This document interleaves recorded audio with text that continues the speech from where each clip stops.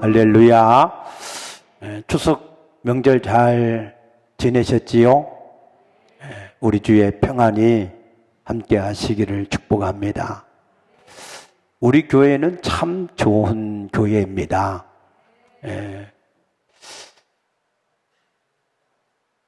우리 교회 컴퓨터가 좀 노후가 돼서 잘 안 돌아가는 것이 있었는데 또 우리 컴퓨터를 2개나 기증을 해 주셔서 새로 또 교체를 해서 감사하고, 또 어떤 분은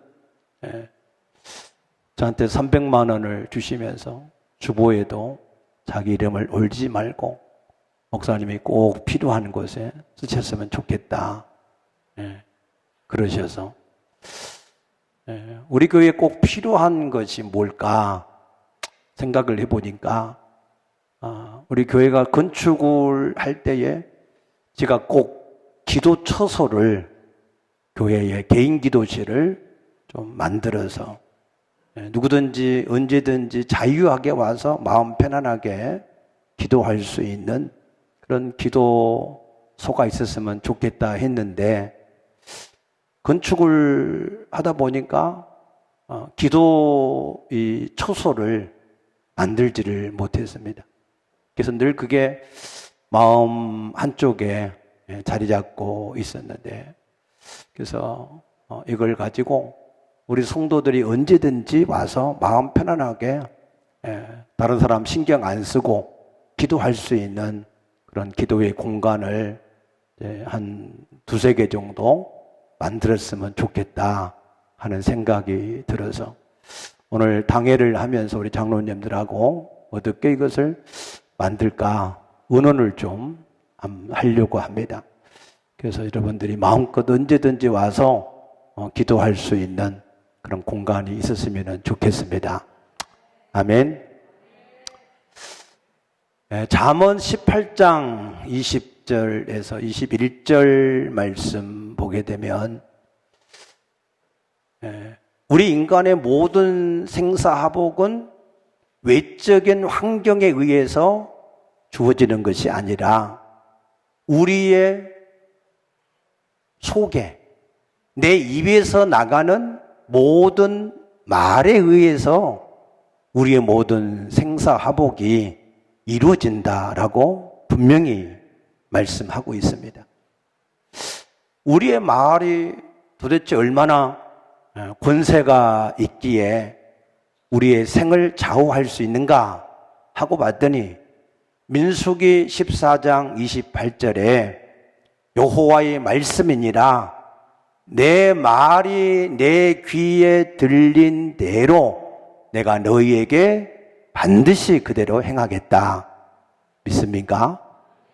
우리의 모든 생사화복을 주관하시는 하나님께서 우리의 말을 들으시고 그들이 말한 대로 내가 너희에게 반드시 내 삶을 두고 맹세하고 행하겠다라고 말씀을 하셨습니다. 그래서 우리의 말이 굉장히 중요한데, 그러면 이 우리의 말이라고 하는 것이 어디에서 나오는 걸까? 또 하고 성경을 봤더니 마태복음 12장 34절에 너희는 마음에 가득한 것을 입으로 말한다 그랬습니다. 믿습니까? 우리 마음에 가득한 것들, 그것들이 결국에는 우리 입술로 나온다는 거예요. 그래서 무엇보다도 우리 마음이 굉장히 중요하구나. 그래서 잠언 4장 23절에 무릇 지킬 만한 것보다 내 마음을 지키라. 생명의 근원이 이에서 난다 그랬습니다. 아멘입니까? 그만큼 우리의 생각이라고 하는 것, 우리의 마음이라고 하는 것이 굉장히 우리의 생애의 모든 것을 이끌어가는 그런 중요한 요소라고 하는 사실입니다. 영국은 1863년 1월 12일에 메트로폴리탄이라고 하는 지하철을 처음 개통을 했습니다. 몇 년에요? 1863년. 그 해에 우리나라는 어떤 일이 있었느냐? 조선 26대 왕인 고종이 그 해에 12월 달에 등극을 했습니다. 영국은 지하철을 타고 다니는데 우리는 그때 뭐 했을까요? 우리는 그때 집신 신고 가마 타고 달구지 타고 그렇게 살았어요. 여러분, 지하철을 타고 다니는 사람들의 생각하고 달구지나 가마 타고 다니는 사람들의 생각하고 그 의식의 차이가 얼마나 많이 나겠습니까? 왜 우리 동양은 서구 문명에 비해서 이렇게 뒤떨어졌을까? 우리 동양에 영향을 끼친 그러한 사상가들, 그러한 사상을 우리가 한번 보게 되면 첫째로는 공자의 유교 사상이죠. 유교 사상이 좋은 것도 많이 있습니다. 그래서 나라에는 충성을 하고 부모에는 효를 해라. 수신제가를 해야 치국을 평천할 수 있다. 좋은 말씀들이죠. 그런데 이 유교 문화권인 중국, 한국, 일본, 베트남까지 포함할 수 있는 이런 유교 문화권에 이 가장 또 안 좋은 그런 단점들이 또 있습니다. 예를 들면 너무 부모에게 효를 하는데 이게 부모가 돌아가시면 3년상을 치러야 된다. 그래서 우리나라는 유교의 본산인 중국보다도 더 유교에 치중하는 그런 경향이 있습니다. 그래서 유교의 가장 근본이라 할 수 있는 성리학을 굉장히 추종하는 그러한 이 성향이 있어서 부모가 돌아가시면 관직에 있는 사람도 관직을 내려놓고 그 부모의 묘에서 염악을 쳐놓고 3년 동안 곡을 해야 되는 거예요. 모든 생활 자체가 다 그걸로 인해서 효는 좋지만 끊어지는 것이죠. 또 제사 문제 같은 것들도 너무 이렇게 강조를 하다 보니까 그래서 제사를 거창하게 이렇게 크게 잘 지내야 그래야 부모에게 효하는 효자다라고 하는 그러한 말들을 듣게 되는 것 때문에 죽고 나면은 제사 지내는데 아주 치중을 하는 걸 볼 수 있습니다. 근데 하나님은 부모가 살아계실 때 공경하고 잘하라 그랬습니다. 여러분, 부모가 살아계실 때 잘하는 것이 진짜 효인 줄로 믿으시기 바랍니다. 제사에 대해서도 고린도전서 10장 20절에 대저 이방인이 하는 제사는 하나님께 하는 제사가 아니라 귀신에게 하는 것이다. 나는 너희가 귀신과 교제하는 것을 원하지 않는다 그랬습니다. 그래서 옛날에 보면은 조금 산다라고 하는 그러한 집안을 이렇게 보게 되면 제사가 1년에 한 12개씩 있는 그런 집도 있어요. 근데 제사를 계속해서 열심히 드린 건 좋은데 제사는 누구한테 하는 거라고요? 귀신에게 하는 거. 귀신을 자꾸 집에 초청을 하니까 귀신이 하는 일이 뭐예요? 도둑질하고 죽이고 멸망시키려는 것 뿐이다 그랬어요. 그러니까 영적으로 자꾸 침체가 되고 결국에는 가산이 기울어가는 것을 볼 수 있습니다. 또 동양 사상에 영향을 많이 끼친 게 맹자 사상이죠. 성선설. 사람은 원래 다 선하고 착하다. 근데 왜 문제가 되느냐? 그래서 교육이 잘못돼서 그랬다. 그래서 그 유명한 맹모 삼천지교 같은 그런 이 교훈도 있지만 이게 사람은 다 선한데 뭔가 가정의 교육이 잘못돼서 뭐가 이렇게 교육을 못 받아서 그래서 그 사람들을 매도하고 정죄하고 판단하고 비판하는 그런 일들이 너무 많이 있습니다. 그러나 성경은 창세기 3장, 8장에 보면은 하나님이 뭐라고 그랬어요? 사람은 어려서부터 항상 그 계획하는 바가 악하다. 성경은 성악설을 주장하고 있습니다. 그것은 아담과 하와가 범죄한 이후에 계속해서 죄악이 우리 인간들 속에 가득 있다라고 하는 사실을 말씀하는 겁니다. 또 이 동양 문화권에 영향을 많이 끼친 게 석가모니, 불교, 그 중에서도 윤회설. 그 양반이 오래 살아서 할 말을 많이 해놓으니까 팔만 내장경 막 이런 게 있어요. 근데 예수님은 짧게 살아가지고 간단하게 말씀하셨어요. 66권 성경 얼마나 좋은지 몰라. 그래도 진리가 그 속에 다 있는 줄로 믿습니다. 뭐 많다고 좋은 건 아니에요. 간단 명료하면서 중요한 생명과 능력이 있는 것이에요. 그것이 진짜 좋은 진리인 줄로 믿습니다. 그런데 이 윤회설은 계속해서 사람이 죽으면 소가 됐다, 또 죽으면 개가 됐다. 무슨 경고인지 모르겠어요. 그러니까 이게 이 땅에서 그냥 죽으면 또 다시 그냥 더 좋은 환생을 하면 된다 해서 발전성이 없어요. 우리 기독교 사관은 직선 사관인 줄로 믿습니다. 시작이 있으면 끝이 있습니다. 시작과 끝이 분명한 것이 우리 기독교의 역사관인 것을 믿으시기 바랍니다. 아멘. 그러면은 서양에 이 영향을 끼친 사상은 어떤 사상들인가? 서양은 힐압의 이성과 논리를 중시했어요. 그래서 합리적인 사고, 그래서 과학이 발달을 시켜나가는 그런 의식이 있습니다.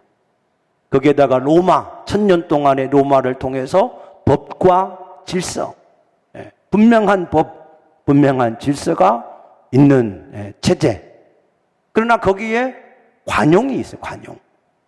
로마인들은 전쟁을 할 때에 적군이 항복을 하면, 그래서 그냥 그 사람을 죽이지 않고 여비를 보태서, 그래서 집으로 돌아가서 가정을 잘 놀고 살라고 돌려보내는 관용이 있습니다.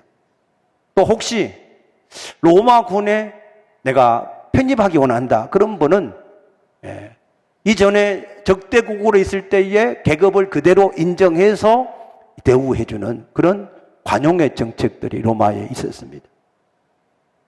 또 서양은 히브리 이 사상, 공의와 사랑, 그 공의와 사랑이 있어서 항상 정직하고 신용을 쌓는 그런 문화가 있어서 발전이 되어지는데, 우리나라보다 영국이 110년 전에 이미 전철을 개통을 해서 운영하는 그런 나라가 되었습니다. 그러나 지금은 우리나라 전철이 훨씬 더 좋은 줄로 믿습니다. 아멘을 안 하시네요. 아멘 하셔야 돼요. 아멘. 영국을 가보면 알아. 영국 가서 전철을 탔는데 시설이 너무 낙후돼서, 아니 우리나라보다 잘 산다는데 왜 이렇게 시설이 낙후됐는가 봤더니 우리나라보다 100년 전에 이렇게 만든 거라서, 그러니까 우리나라 전철이 지금 훨씬 좋아요. 공항철도 이렇게 한 번씩 타보면 너무너무 좋아. 할렐루야. 이 모든 것은 하나님께서 이 땅에 기독교의 문화를 보내주셔서 그 기독교의 마인드들이 이 땅을 이만큼, 사실 우리나라가 60, 70년대에 이 뒤늦게 출발했지만 세계에서 제일 꼴등에서 두세 번째 가는 나라였지만, 이 모든 것을 바꾸는 데 절대적인 기여, 사회 봉사를 한 것은 우리 개신교, 기독교의 영향인 줄로 믿으시기 바랍니다. 무슨 말씀을 제가 드리려고 이 서두에 여러 가지 말씀을 드렸느냐 하면은, 우리 인간이 살아가는 데에 가지고 있는 가치, 체계, 관념, 사상, 생각, 이것이 우리에게 너무나 중요하다라고 하는 말씀을 드리려고 이 말씀을 드렸습니다. 오늘 본문의 말씀은 예수님께서 첫 번째로 제자, 베드로, 안드레, 야고보, 요한 이 네 사람을 부르시는 소명에 대한 말씀이 오늘 본문의 말씀입니다. 그때 당시에 이 사람들은 갈릴리 호수에서 게네사렛 호수에서 물고기를 잡아서 생계를 유지하는 그러한 사람들이었습니다. 이 갈릴리 호수는 구약 시대에는 게네넷이라고 불려졌고 또 디베랴 바다, 게네사렛 여러 가지 이름으로 불려지고 있는데 그냥 자그마한 호수입니다. 그 호수의 크기를 우리가 보게 되면 남북으로 길이가 한 20km, 동서로 폭이 한 12km, 그리고 전체 면적이 약 144km 정도고 거기에는 어종이 한 200여 종의 어종들이 서식을 하는 조그마한 호수입니다. 이 사람들이 한 번도 태평양을 안 봐가지고 그래서 그게 바다인 줄 알아요. 그냥 자그마한 호수에 불과한 것입니다. 그래서 이 네 사람들은 대대로 이어져 오는 가업, 조그만 호수에서 조그만 배로 물고기를 잡아서 생계를 유지하고 겨우 거기에서 살아가는 그 정도 수준의 사람들이었습니다. 그냥 그대로 살면 이름도 없이 빛도 없이 그냥 시골 촌부로 살다가 끝나는 그런 인생들이었습니다. 그런데 그들이 2000년의 역사 가운데에 가장 뛰어난 이름을 갖게 되었는데 로마의 어떤 황제보다도 더 뛰어난 이름, 지금 로마 황제가 누구였는지 사람들이 이름을 잘 모르지만 베드로, 요한, 야고보 그들의 이름은 누구나 예수를 믿는 사람이든 안 믿는 사람이든 다 베드로가 누군지 아는 그런 뛰어난 이름을 갖게 되었습니다. 어떻게 해서 그런 무명의 시골, 그것도 태평양 같은 바다도 아닌 조그만 호수에서 겨우 먹고 사는 그런 촌부의 이름이 그렇게 위대한 사람의 역사 가운데 이름이 될 수 있었을까? 그게 뭘까? 그 비밀은 간단합니다. 오늘 여기 누가복음 5장 5절 말씀 보게 되면 이렇게 기록되어 있습니다. 시몬이 대답하여 이르되 선생님, 우리들이 밤이 맞도록 수고하였으되 잡은 것이 없지만은 말씀에 의지하여 그물을 내리리이다 하고 그렇게 했다 그랬어요. 아멘. 간단하게 얘기하면 자기들이 지금까지 가지고 있던 모든 생각을 내려놓고 그 생각을 그대로 가지고 살면 갈릴리 저 시골 호수에서 물고기 잡고 끝나는 그 이름.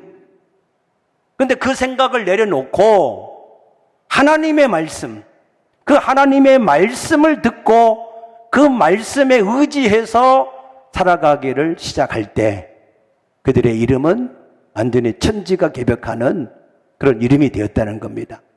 믿습니까? 그런데 문제는 그 예수님의 말씀에 순종해서 사는 게 쉽지가 않다는 거예요.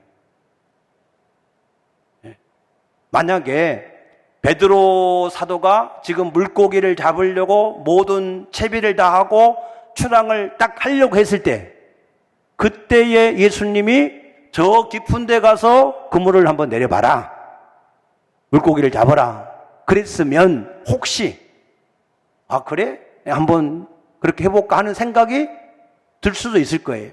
근데 그것도 불가능해. 왜?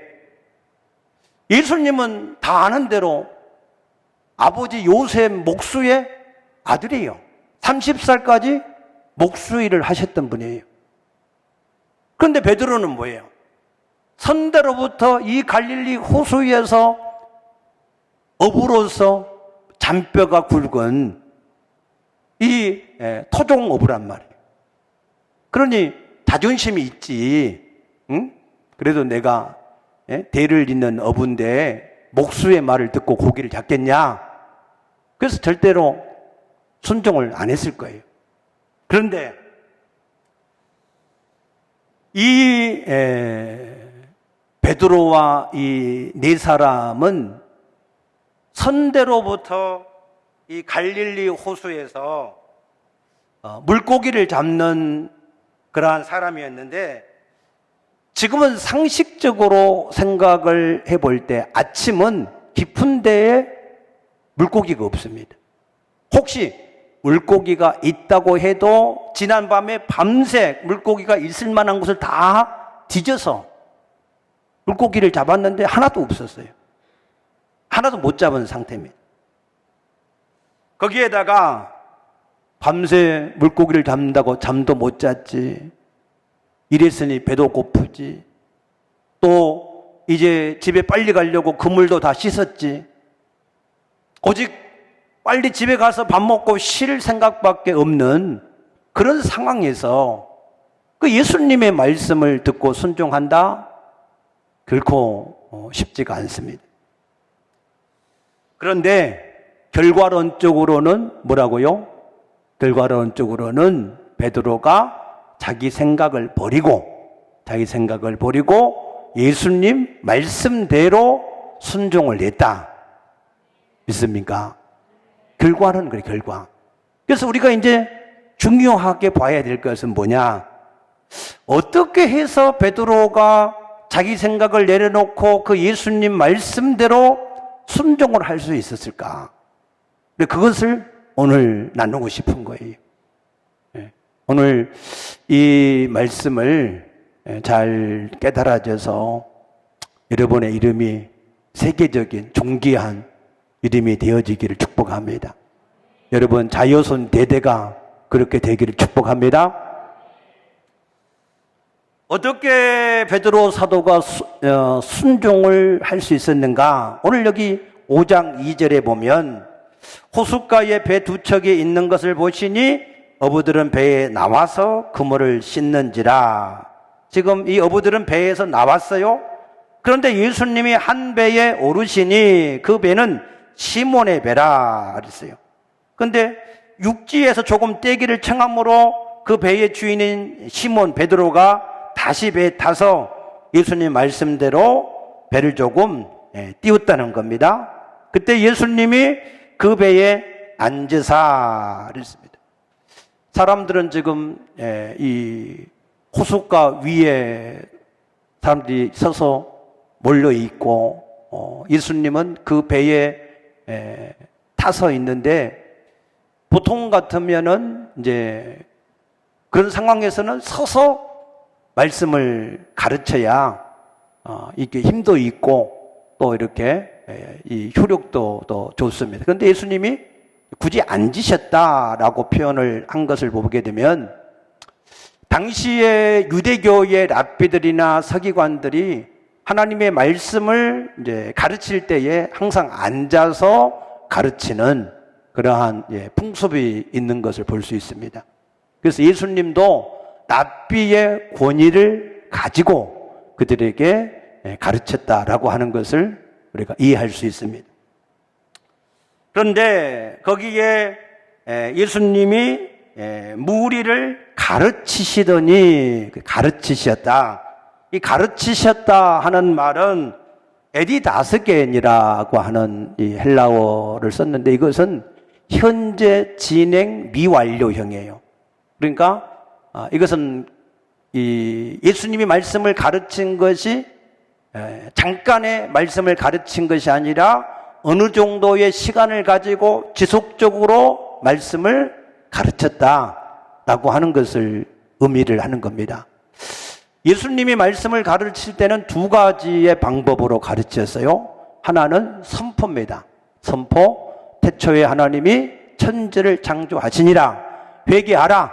천국이 가까이 왔느니라. 주 예수를 믿으라. 그러면 너와 네 구원을 얻으리라 하는 선포. 그거를 캐리그마라 말해. 캐리그마. 그런데 이 가르치는 것은 디닥테라고 하는 단어를 쓰는데, 이거는 말씀을 풀어서 가르치는 거예요. 풀어서. 이 말씀이 무슨 뜻인가 하는 것을 자세하게 풀어서 설명해 주는 것을 가르쳤다라고 말하는 겁니다. 근데 예수님이 지금 이때에 가르쳤다는 거예요. 예를 들면 누가복음 24장 27절에 보게 되면 엠마오로 내려가던 두 제자가 있었어요. 왜 내려갔습니까? 자기들은 예수님이 메시아인 줄 알고 따라다녔는데 예수님 십자가에서 죽어버리시니까 이제 모든 게 끝났다 하고 그냥 고향으로 내려갔다 이 말이에요. 그때 부활하신 예수님이 그들과 함께 동행하시면서 모세의 말과 선지자의 말을 더디 믿는 자들이요 하면서 그것을 풀어서 자기에 대한 말씀을 자세하게 가르쳤다 그랬습니다. 이 자세하게 말씀을 풀어서 가르침을 받는 게 왜 중요하냐? 32절 말씀 보게 되면은 그들이 이렇게 말합니다. 우리에게 성경을 풀어줄 때에 우리 속의 마음이 뜨겁지 아니하더냐 그랬어요. 하나님의 말씀을 풀어서 가르쳐 줄 때 그들의 마음이 뜨거워졌다네. 뜨거워졌어요. 그래서 그들이 다시 예루살렘에 올라가서 12 사도들과 함께 그들이 합류를 했다 그랬습니다. 이것으로 보아서 이 베드로 사도가 도무지 예수님이 말씀하시는 그 말씀을 듣고 순종할 수가 없는데, 그런데 그 말씀을 듣고 순종을 했다 하는 것은 예수님이 말씀을 풀어서 가르쳐 주실 때에 그 옆에 있던 베드로가 그 마음이 뜨거워졌다는 거예요. 예수님이 무슨 말씀을 하시든지 내가 순종을 하리라 하는 뜨거운 마음이 이 베드로에게 이미 생겼다는 거예요. 믿습니까?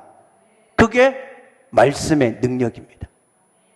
히브리서 4장 12절에 하나님의 말씀은 살았고 활력이 있어서 좌우의 날선 어떤 것보다도 예리해서 우리의 영과 혼을 찔러서 쪼개고 관절과 골수를 쪼갠다 그랬습니다. 아멘. 예레미야 23장 29절에 보게 되면은 여호와의 말씀이니라 내 말이 불같지 아니하냐 바위를 쳐서 부서뜨리는 불방망이 같다 그랬습니다. 아멘입니까?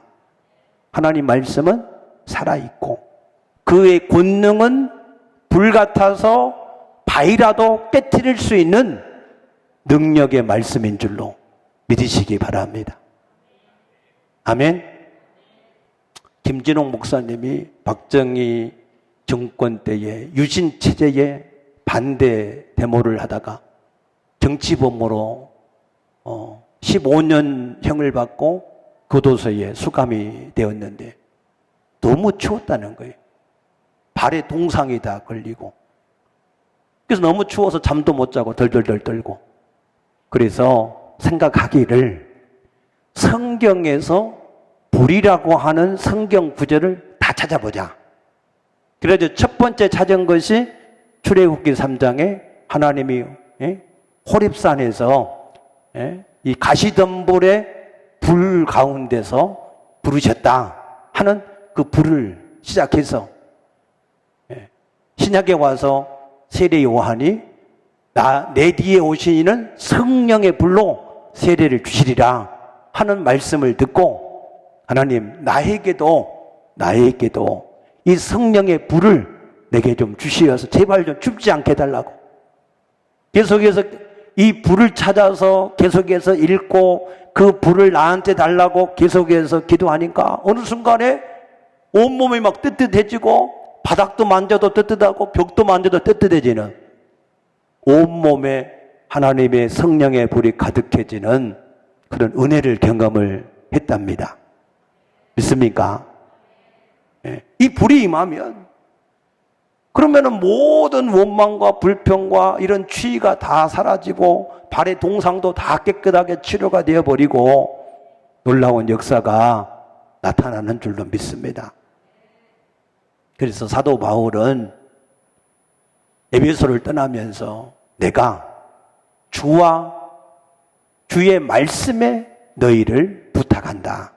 내가 떠나가면 반드시 사나운 일이가 와서 양떼를 아끼지 않을 텐데 그런데 그때에 그 말씀이 너희를 든든하게 지킬 것이다 그랬습니다.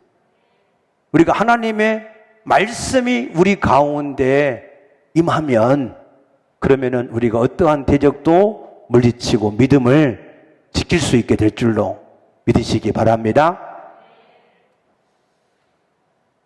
그러므로 우리는 이 하나님의 말씀을 풀어서 듣는 이것이 우리에게 절대적으로 필요합니다. 우리가 가지고 있는 생각을 그대로 가지고 계속해서 살아가면 우리의 수준은 땅의 수준으로 살 수밖에 없을 것입니다.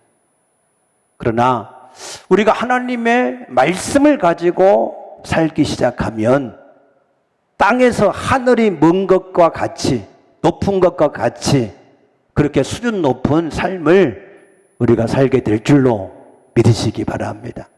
왜냐하면 이사야 55장 8절 9절 말씀 보니까 내 길은 너희 길보다 높고 내 생각은 너희 생각보다 높은데 하늘이 땅에서 먼 것처럼 높은 것처럼 내 길과 내 생각은 너희의 생각과 길보다 다르다 그랬습니다. 믿습니까? 우리의 생각의 수준이 땅의 생각의 수준이라면 하나님의 말씀을 붙들고 살아가면 그러면은 우리의 모든 삶의 수준이 하늘의 수준과 같은 그러한 높은 수준으로 우리가 능히 살 수가 있다는 사실을 믿으시기 바랍니다. 중요한 것은 우리가 이 사실을 잘 알지요. 누구든지 잘 다 알고 있습니다.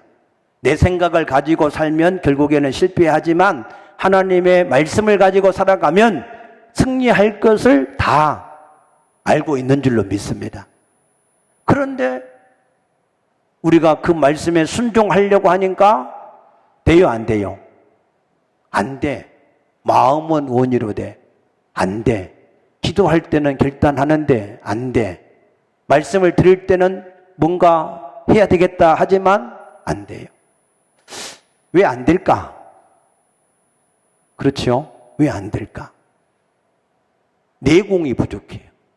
내공. 힘이 있어야 되고, 힘이 있어야. 아무리 좋은 무술을 가져도 그의 힘이 없으면 아무 능력이 나타나지 않습니다. 그런 것처럼 우리가 다 하나님의 말씀대로 내 생각을 버리고 하나님의 말씀대로 살기를 원합니다. 그렇지요? 아멘입니까? 그런데 안 된단 말이에요. 왜 안 돼요? 내공이 없어서. 그럼 그 내공을 어디에서 우리가 실력을 기를 수 있느냐? 오늘 베드로 사도와 같이 하나님의 말씀을 풀어서 들으셔야 됩니다. 아멘. 믿음은 어디서 나와요? 들음에서. 어떤 들음에서? 그리스도의 말씀을 들음으로 믿음이 생기는 겁니다. 그런데 우리가 하나님 말씀을 듣기를 좋아하지 않아. 사모하지 않아요. 그래서 항상 하나님의 말씀 내공이 우리 속에 안 길러져서 힘이 없으니까 막상 하나님 말씀대로 성령의 감동하시는 대로 인도하는 대로 순종해서 하려고 할 때 이게 안 된단 말이에요. 왜 안 된다고요? 하나님의 말씀을 풀어서 듣는 게 없으니까 우리 영적인 힘이 없어요. 힘이. 그런데도 빨리 설교를 끝내달래. 은혜가 안 된다나? 아니 빨리 끝내서 도대체는 뭐 하려고 그런지 몰라. 뭐가 그렇게 바쁘고 뭐가 할 일이 많은지. 우리 영혼이 말씀을 자세히 풀어서 듣고 힘을 얻고 그래서 하나님 말씀대로 순종을 해 나가서 살게 되면 모든 하는 일이 풀어지고 저절로 되어지는데 아멘입니까? 여러분 시편 107편 9절에 보게 되면은 하나님은 사모하는 영혼에게 만족을 주시고 줄인 영혼을 좋은 것으로 채워주신다 그랬습니다. 우리가 정말로 사모하고 우리가 하나님 앞에 간절하게 줄인 마음으로 하나님의 말씀을 사모하면은요, 그냥 텍스트, 성경만 읽어도 은혜가 돼요. 맞습니까? 성령으로 거듭나면 하나님의 말씀이 그냥 읽을 때마다 깨달아지고 믿어지게 돼 있습니다. 왜 그렇습니까? 요한복음 14장 26절에 성령께서는 예수님의 모든 말씀을 생각나게 하시고 기억나게 하시는 거예요. 그리고 우리를 진리 가운데 인도해 가시기 때문에 그런 줄로 믿습니다. 베드로 사도가 자기 생각을 버리고 하나님의 말씀을 가지고 살 때 그의 생애가 저 갈릴리 촌 보잘것없는 어부의 이름에서 그 어떤 로마 황제의 이름보다 뛰어난 그런 이름을 얻게 된 비결은 자기의 생각을 버리고 이제부터 하나님의 말씀대로 사는 삶을 시작할 때 그의 이름이 그렇게 되어진 것처럼 오늘 우리가 이 말씀을 여러분들이 기억하시어서 이제부터 내가 내 모든 이론과 생각을 사로잡아서 하나님의 말씀에 복종을 시키고 하나님 말씀대로 내가 순종하며 살아가겠다. 그렇게 결단을 하시고 그 결단만 가지고는 안 된다 그랬죠? 뭐 하라고 했어요? 내공을 길러야 된다. 하나님의 말씀을 풀어서 자꾸 듣고 또 듣는, 사모하고 또 사모하는. 할렐루야. 예. 새벽 예배만 나와도 어느 정도 숨을 쉴 수 있어요. 새벽에 나와서 그래도 예배하고 말씀 듣고 기도하고 그게 아무것도 아닌 것 같은데 엄청난 내공이 쌓이는 거예요. 중요한 순간이 왔을 때에 하나님 말씀대로 순종할 수 있는 힘이 길러지는 겁니다. 믿습니까? 유대인들이 세계를 지배하는 가장 유력한 방법이 뭐냐? 그것을 신명기 6장 6절에서 9절 잘 기록해 놨습니다. 우리 시간이 갔지만 한 번만 찾아보십시다. 신명기 6장 우리 6절에서 9절 말씀 보면 오늘 내가 내게 명하는 이 말씀을 너는 마음에 새기고 네 자녀에게 부지런히 가르치며 집에 앉았을 때든지 길을 갈 때든지 누워있을 때든지 일어날 때든지 이 말씀을 강론할 것이며 너는 또 그것을 내 손목에 매어 기호를 삼으며 내 미간에 붙여 표를 삼고 또 내 문설주와 바깥문에 기록할지니라 그랬어요. 아멘. 이 말씀을 어떻게 하든지 본인 자신도 그 자녀들에게도 계속해서 자기 생각을 따라서 살지 않고 하나님의 말씀을 따라서 살 수 있도록 최선을 다했다는 거예요. 그렇게 되니까 어떻게 됐어요? 신명기 28장 1절. 신명기 28장 1절에 보면은 내가 내 하나님 여호와의 말씀을 삼가 듣고 내가 오늘 내게 명령하는 그의 모든 명령을 지켜 행하면 네 하나님 여호와께서 너를 세계 모든 민족 위에 뛰어나게 하실 것이고 6절에 들어가도 복을 받고 나가도 복을 받고 아멘. 13절에 머리가 되고 꼬리가 되지 않게 하시고 꾸어줄지언정 꾸이지 않게 하시고 할렐루야. 하나님의 말씀을 가지고 그들이 살아갈 때 하나님께서 세계 민족 가운데 뛰어난 민족, 머리가 되고 꼬리가 되지 않고 꾸어줄지언정 꾸이지 않는 그런 풍성한 복을 그들에게 주셨다는 말씀입니다. 여러분, 그러므로 우리가 예수를 믿는데 그냥 세월을 다 지나가 버리지 말고 하나님의 말씀을 풀어서 가르치는 이 말씀을 우리가 열심히 사모해서 베드로처럼 어떤 상황 속에서도 하나님의 말씀에 내가 순종할 수 있는 그러한 영적인 힘을 얻어서 하나님이 인도하시는 대로 순종하심으로 여러분의 이름이 세계 민족 위에 여러분의 자녀의 이름이 가장 뛰어난 그런 이름이 되어지기를 주의 이름으로 축복합니다.